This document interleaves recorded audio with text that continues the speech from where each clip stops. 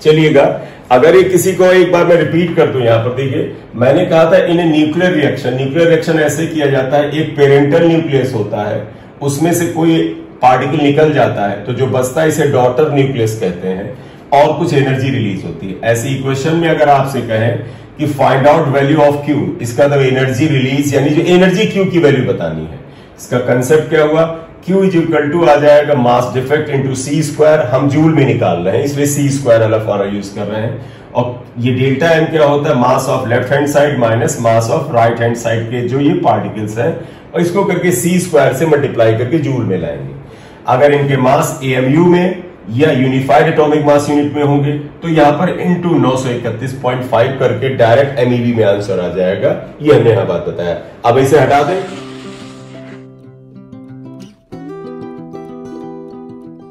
Nuclear forces क्या होते हैं, forces required to keep the nucleons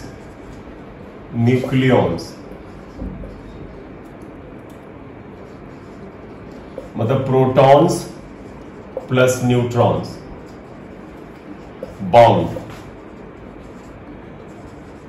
are called nuclear forces कहलाते हैं, राइट। अब इनके लिए हम अगर इनकी प्रॉपर्टीज की बात करें कि इनकी प्रॉपर्टीज क्या है, न्यूक्लियर फोर्सेस की क्या प्रॉपर्टीज है। चलो, किसी को अगर कुछ प्रॉपर्टी याद आ रही हो न्यूक्लियर फोर्सेस की तो आप बताइए उसमें क्या है, या मैं ही सीधे बताऊं। यहां पर निश्चित रूप से थोड़ी बहुत याद होंगी। Nuclear forces are the strongest force of the nature, बिल्कुल सही है। Nuclear forces are always attractive force, ये हमेशा अट्रैक्टिव फोर्स होते हैं।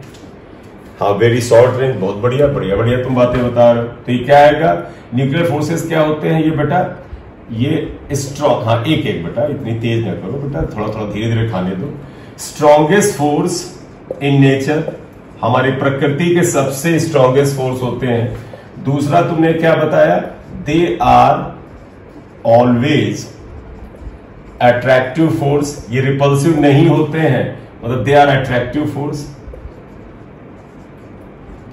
थोड़ी सी बात इसके अंदर इफ एंड बट की भी हम कर लेंगे, ये आएगा। तीसरा, they are short range force, they are short, ये इंपॉर्टेंट है, रेंज फोर्स, ये शॉर्ट रेंज फोर्स होते हैं। शॉर्ट रेंज का मतलब इनकी जो रेंज है तुम्हें याद होगा, इनकी रेंज जो होती है वो लगभग कितनी होती है बेटा, 1 फर्मी के बराबर होती है ना, 1 फर्मी। हाँ, 1 फर्मी का मतलब 10⁻⁻15 मीटर। इसका मतलब जानते हो बेटा, न्यूक्लियॉन यानी प्रोटॉन या न्यूट्रॉन है, मान लो ये न्यूट्रॉन है और ये प्रोटॉन है, या प्रोटॉन, इनके बीच की ये जो दूरी होती है ये अगर 1 फर्मी के आसपास है, फर्मी, तभी इनमें न्यूक्लियर फोर्स ऑफ अट्रैक्शन होगा, और अगर इससे ज्यादा दूरी हुई तो फिर अट्रैक्शन नहीं होगा, ये आपके अट्रैक्शन नहीं होगा, वहां पर है, मतलब न्यूक्लियर फोर्स जैसा अट्रैक्शन बिल्कुल ही नहीं होगा। तो यानी ध्यान दीजिएगा, जब न्यूक्लियॉन चाहे ये न्यूट्रॉन प्रोटॉन हो, चाहे प्रोटॉन हो, चाहे न्यूट्रॉन प्रोटॉन हो, वो भी बात ले आएंगे आगे, इनके बीच की डिस्टेंस 1 फर्मी या लेस हो तभी अट्रैक्शन लगता है, लेकिन एक हद है। मैंने बोला 1 फर्मी, 1 फर्मी के डिस्टेंस से न्यूक्लियर फोर्स ऑफ अट्रैक्शन लगेगा, 1 फर्मी से ज्यादा है nuclear force of attraction negligible होने लगा, जीरो तो नहीं होगा, नेग्लिजिबल, मतलब उसकी जो हैसियत होती है, बड़ा स्ट्रांग होता है, वो कम होने लगता है, बड़ी तेजी से कम होता है। 1 फर्मी से ज्यादा डिस्टेंस बड़ी तेजी से कम होता है। 1 फर्मी से कम डिस्टेंस करो बेटा तो ये फोर्स बना रहता है, लेकिन 0.8 फर्मी तक काम करता है। अगर ये डिस्टेंस, किसी का माइक खुला है, if distance is equal to 0.8 fermi, अगर इतने तक होता है न्यूक्लियर फोर्स काम करते हैं। लेकिन if distance is less than 0.8 Fermi, बेटा अगर दो न्यूक्लियॉन के बीच की distance d is less than 0.8 Fermi तो ये रिपेल करने लगते हैं। मतलब होता ना, एक 0.8 फर्मी से और नजदीक आए तो फिर वो रिपेल करेंगे, यहां पर है देन रिपेल कर लेंगे, रिपल्शन स्टार्ट हो जाता है। तो एक बात आई, और दूसरा बात क्या आया, if d is greater than 0.8 Fermi, greater than होता है देन अट्रैक्टिव फोर्स होता है और स्ट्रॉन्ग अट्रैक्टिव होता है। बोलिए, क्लियर बेटा?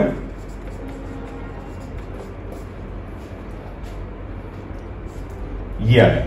तो इसे लिख सकते हो। तो बताइएगा, they are short range, range इनकी 1 फर्मी है, 1 फर्मी इज 10⁻15 मीटर। लेकिन तुम कहोगे क्या सर 1 फर्मी के नजदीक लाए तो नहीं करेंगे? नहीं करेंगे, ये अट्रैक्टिव रहेंगे। लेकिन 0.8 फर्मी तक ये इनका रेंज रहता है। 0.8 फर्मी से और नजदीक लाओगे दे स्टार्ट रिपेलिंग।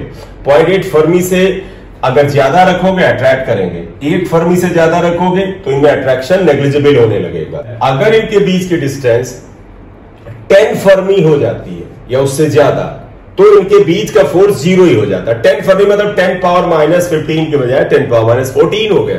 तो इनके बीच की डिस्टेंस अगर 10 फर्मी हो गया तो फिर इनमें न्यूक्लियर फोर्स ऑफ अट्रैक्शन मतलब 0 ही हो जाता है। 1 फर्मी के बाद ही कम होने लगता है, 10 फर्मी पे तो अंडा हो जाता है। बिल्कुल ये आ जाएगा, राइट। तो ये पॉइंट मैं फिर से लास्ट में लेता हूं अगर किसी को लिखना हो।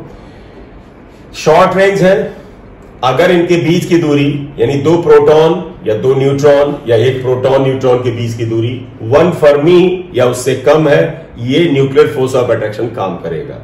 1 फर्मी से ज्यादा है तो ये फोर्स ऑफ अट्रैक्शन नेग्लिजिबल कम होने लगता है, बहुत ही कम हो जाता है। 0.8 फर्मी तक जब इनके बीच की डिस्टेंस आती है फोर्स ऑफ अट्रैक्शन काम करता है।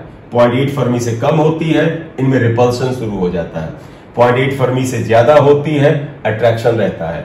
1 फर्मी तक अट्रैक्शन स्ट्रॉन्ग बना रहता है, 1 फर्मी के बाद कम होता है। 10 फर्मी या उससे ज्यादा पर न्यूक्लियर फोर्स ऑफ अट्रैक्शन 0 हो जाता है। ठीक है, अगला चौथा आइएगा, ये भी बड़ा इंपॉर्टेंट है। They are charge independent. Charge independent मतलब nuclear force of attraction charge पे नहीं डिपेंड करता। ये तुम जानते हो बेटा, इसका मतलब जानते हैं क्या होता है? प्रोटॉन प्रोटॉन के बीच में न्यूक्लियर फोर्स, न्यूट्रॉन न्यूट्रॉन के बीच में न्यूक्लियर फोर्स ऑफ अट्रैक्शन और प्रोटॉन न्यूट्रॉन सेम ही होता है। मतलब देखिएगा, न्यूक्लियर फोर्स ऑफ अट्रैक्शन, देखिएगा मैं ऐसे लिख रहा हूं, force of attraction between proton and proton, force of attraction between neutron and neutron and nuclear force of attraction between proton and neutron same होता है। तो इसका मतलब देखो, ये चार्ज पार्टिकल है दोनों, ये दोनों न्यूट्रल है, ये एक चार्ज एक न्यूट्रल है, लेकिन इनमें फोर्स हमेशा बराबर होता है। इसका मतलब चार्ज पे डिपेंड नहीं करते हैं। बोले क्लियर?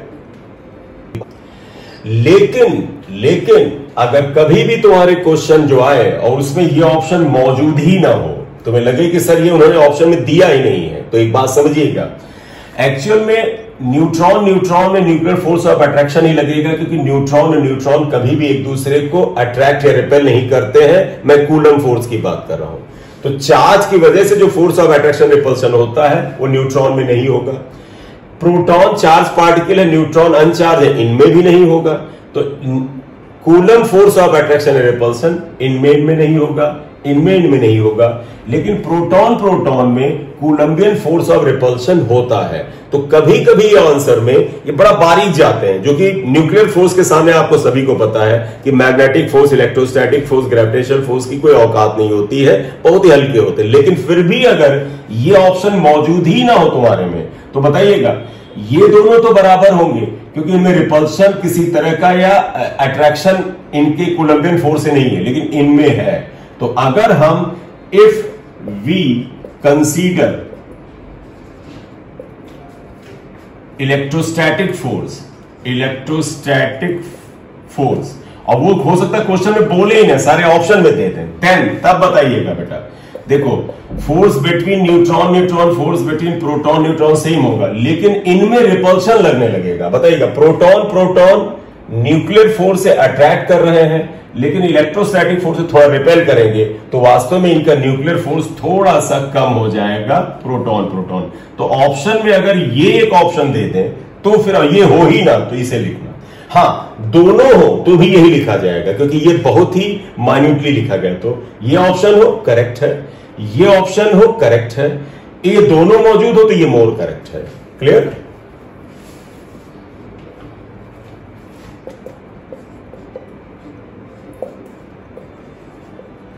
वहां उल्टा हो गया, सो ये ठीक कर लेना बेटा, उल्टा हो गया, ये कमजोर होता, मैंने बड़ा लिख दिया था। Since proton and proton repels या रिपेल कर, ठीक। तो खैर ये चार्ज इंडिपेंडेंट है, सभी में सेम लगता है, लेकिन फिर भी अगर इलेक्ट्रोस्टैटिक फोर्स को कंसीडर करते हो, ऑप्शन कुछ इस तरह से दें तो force between nuclear force between proton proton में रत्ती भरी सही, ना के बराबर, चवन्नी के बराबर कम हो सकता है, तो कंसीडर तो करना पड़ेगा। What ever more correct option that will be considered. बोलो, clear?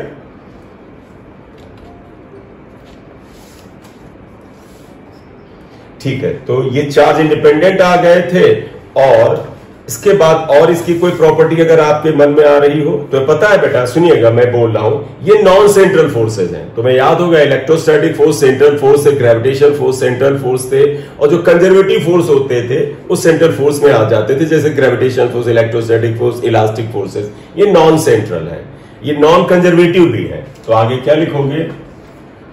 They are non central force.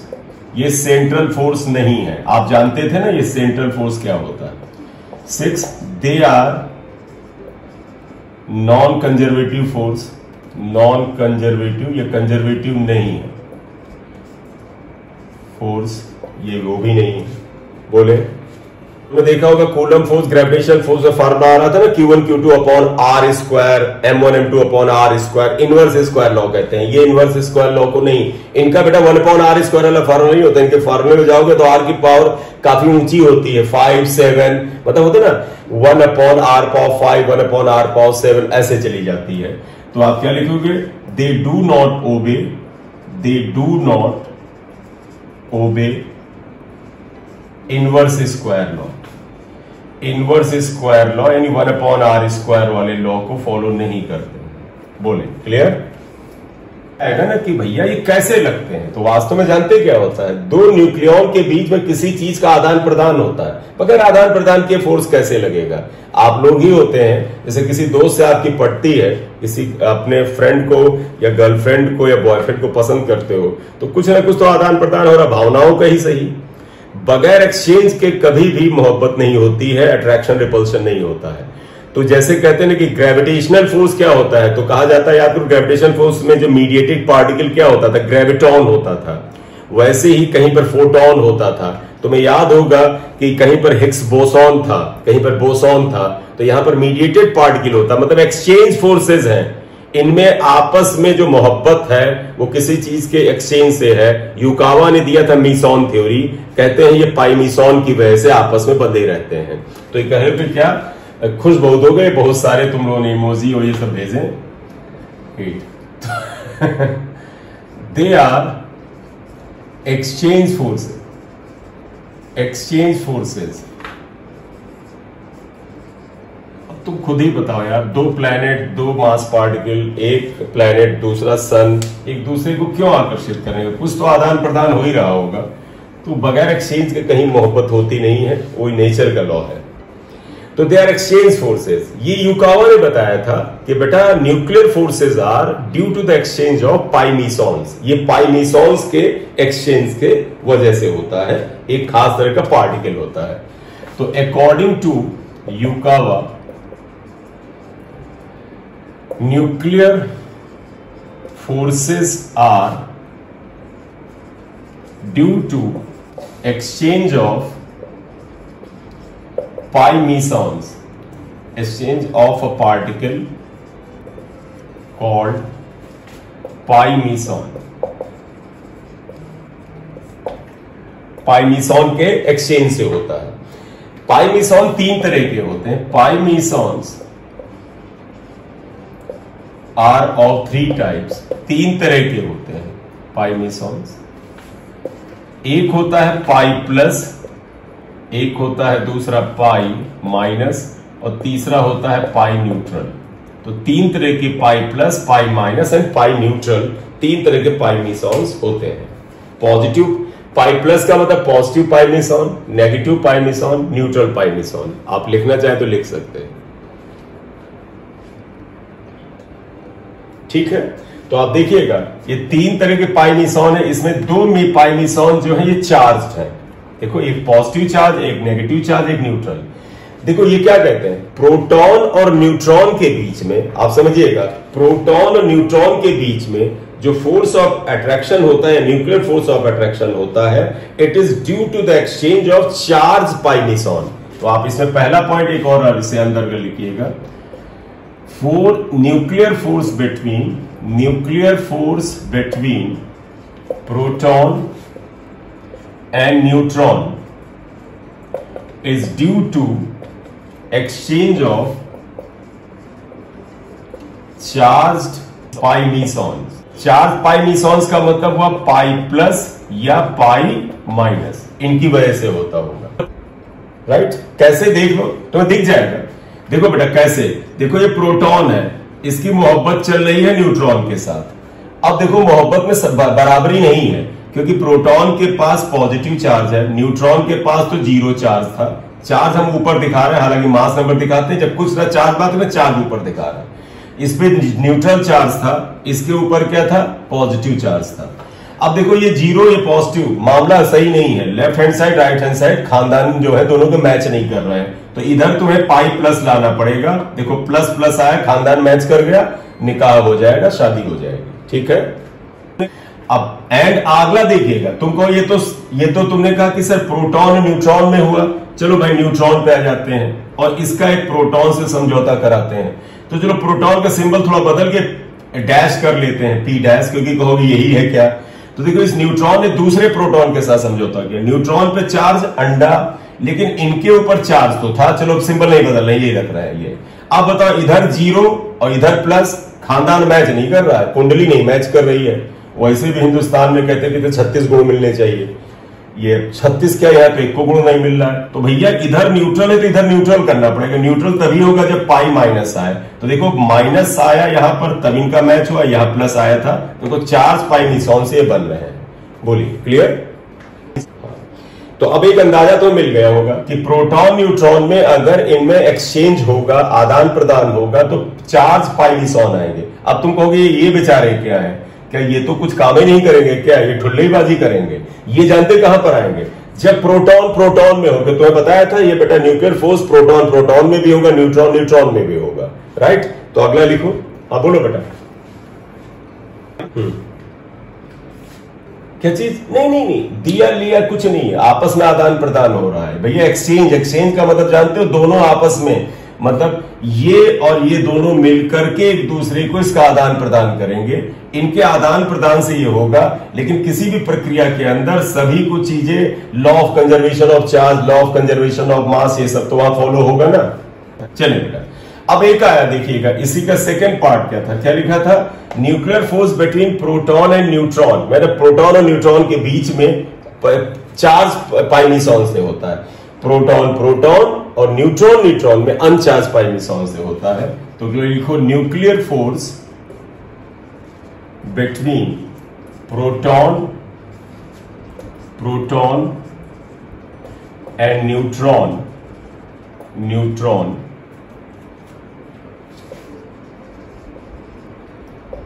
is due to uncharged pi meson। Uncharged pi meson की वजह से होगा, राइट। अब इसमें लिखना तो क्या लिखोगे, सुनिएगा सभी लोग भाई। जैसे ले मैं पहला एग्जाम्पल लिखता हूं भाई, एक प्रोटॉन है, ये दूसरे प्रोटॉन के साथ समझौता कर रहा है, आपस में न्यूक्लियर फोर्स लगा रहा है। ये पहला प्रोटॉन, इधर दूसरा दिखाने के लिए मैंने डैश लगा दिया है। दोनों पे पॉजिटिव चार्ज है, तो चार्ज को लेकर लफड़ा है नहीं, दिखा नहीं रहे चार्ज, यहां पर डैश से बता दिया है, तो पॉजिटिव चार्ज लफड़ा नहीं है। तो इसका मतलब इनमें इंटरेक्शन कौन करा रहा होगा, पाई नॉट करा रहा होगा, क्योंकि चार्ज दोनों पे प्लस प्लस सेम है। बोले क्लियर। न्यूट्रॉन आ जाओ, ये एक न्यूट्रॉन है, ये दूसरे न्यूट्रॉन से समझौता कर रहा है, दोनों पे चार्ज जीरो है, तो चार्ज का लफड़ा नहीं है, तो इनके बीच में इंटरेक्शन या एक्सचेंज किसका हो रहा है, पाई नॉट का, यानी कि न्यूट्रल पाई मीसॉन का हो रहा है। खाना तुम्हारा बन के ठंडा हो रहा है क्या, बताओ। अच्छा टिफिन आ गया, चलिएगा बेटा देखेंगे न्यूक्लियर फोर्स के जरा पॉइंट। अरे बेटा एक second, wait just a minute. Nuclear force का सारी बातें हमें लगता आ गया है। अब अगली एक हेडिंग आप पैकिंग फ्रैक्शन डाल दीजिए। कल बताइएगा, कल क्लास रखने का कोई गुंजाइश हो तो किसी वक्त रख लेते हैं। पैकिंग फ्रैक्शन हम F से लिख सकते हैं इसको, we can denote it from the symbol F से हम लिख सकते हैं। बेटा एक तो बताना बेटा, ये पहले तो एक बताता है, ये न्यूक्लियर स्टेबिलिटी के बारे में बात करता है। और होता क्या है, पैकिंग फ्रैक्शन का न्यूक्लियर स्टेबिलिटी से इनवर्स का रिलेशन होता है, यानी पैकिंग फ्रैक्शन कम होगा तो न्यूक्लियर स्टेबिलिटी जो होगी वो ज्यादा होगी। बोलिए, ये बात क्लियर है? तो क्या होगा, तो हम यहीं से बात करेंगे पैकिंग फ्रैक्शन। एक सेकंड रुकिए।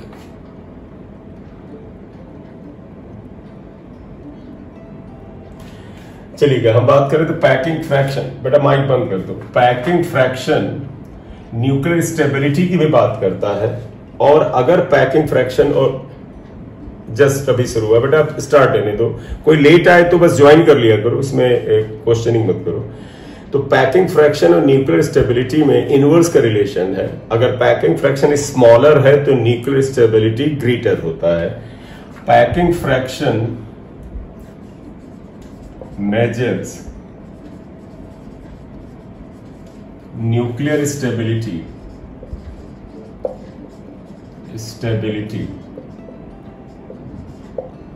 और है क्या, nuclear stability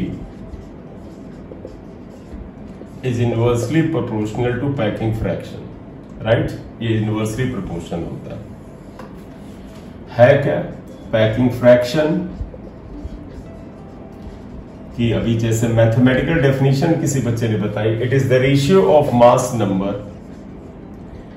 sorry mass defect, I am repeating, it is the ratio of the mass defect to the mass number या number of nucleons. Packing fraction is delta M upon nucleons का मतलब mass number A आएगा। तो F equal to delta M upon A. Mass number को अगर आप लिखना चाहें, सॉरी मास डिफेक्ट को अगर आप लिखना चाहें तो तुम्हें पता है it is the difference of the mass of the stable nucleus and number of nucleons. देखो डेल्टा एम को लिख देते हैं एम ऑफ एन यानी mass of nucleus minus number of nucleons या मास ऑफ न्यूक्लियॉन्स, ये आ गया अपॉन ए आ जाएगा, जहां पर एम एन जो होगा it is mass of nucleus.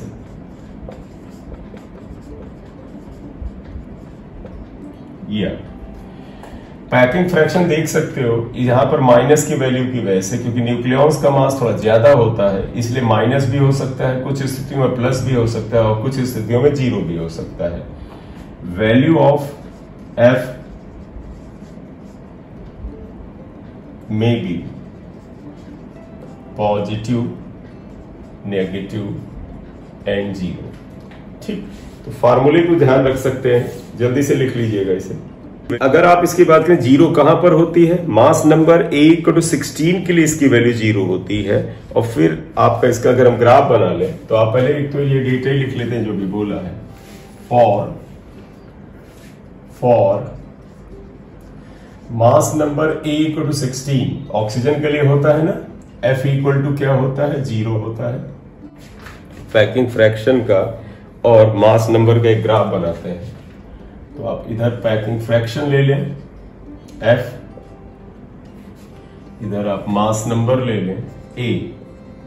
इसका ग्राफ कुछ ऐसे होता है, ये जीरो आएगा फिर ये ऐसे बढ़ता है, ए इक्वल टू 16 के लिए जीरो होता है, ये आगे ए ग्रेटर देन 240 के लिए फिर जाता है, 240 से ऊपर के लिए फिर जाता है।